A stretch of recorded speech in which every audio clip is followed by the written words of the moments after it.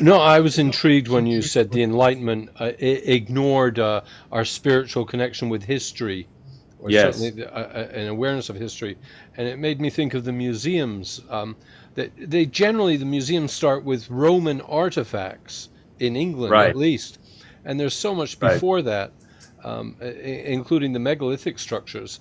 But Yes, yes. I mean, the thing is that the British English history is so fixated on the Roman Empire for a number of reasons, and it ignores its own pre-Christian. I don't like the term pagan because it's actually a Catholic word that is does not describe a lot of diversity, pre-Christian diversity actually. But I guess you would call them pagan. But the native Celts and Druids the British Isles and various peoples who lived all over really constitute the historical background.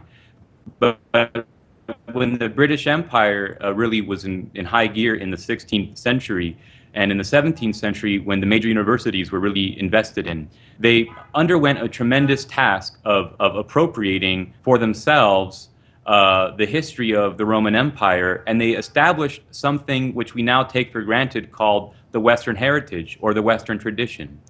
And so British history basically appropriated a perhaps false construct which the Italians developed during the Renaissance, in which primarily Byzantine history was appropriated from the Eastern Roman Empire, which was in the Balkans. It's in Serbia. It's in Bulgaria, in Romania, in Greece, and it was transposed. A lot of the same stories and figures and people were renamed and transposed into Italy.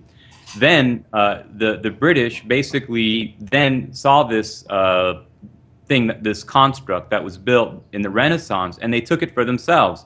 So it's people take academic history for granted, but so much faith is involved in believing what these historians have written, and they've actually tried to create this view that there's a continuity between the high ideals of, say, Greek democracy, and that somehow British feudalism and the Magna Carta in the 13th century and so on and so forth is a direct continuity from the Greek Western heritage tradition. It's quite a ridiculous proposal, really.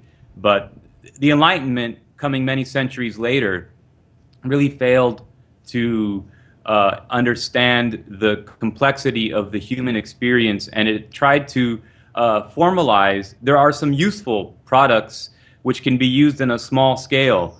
The French Revolution, for example, produced sociology, and it's pretty useful because, for example, when we look at things like deviance or criminality, we can understand that if poverty rates are higher or if there are social conditioning factors which lend towards it, that criminality will increase. So this did help us understand the world in some ways. I mean, there was a time in the past when you might just blame the individual or you might blame the spirits, and these are not things which are necessarily untrue either.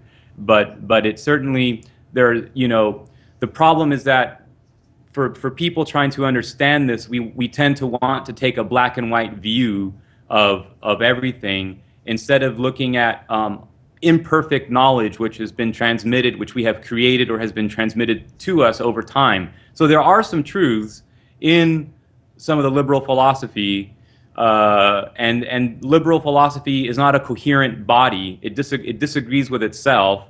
There are good liberal critics of liberalism, and some of the best criticisms of modernity, or rather progressivism and liberalism, come from institutions which liberalism built. So there are some contradictions in there as well, right? But certainly we live in an interesting time where now, for the first time since the period around the Second World War, the very, very foundations of a Western model are being questioned almost uniformly around the world.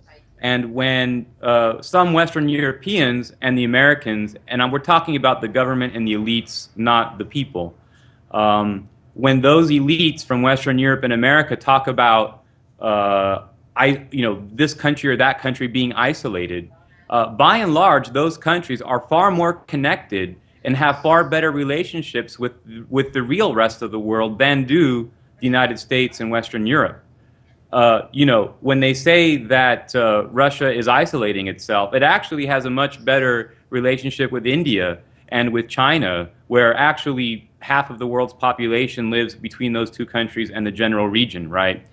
So there's a sort of colonial or imperial hubris which says that the 500 million people in Western Europe and the 300 million people in the United States are the world.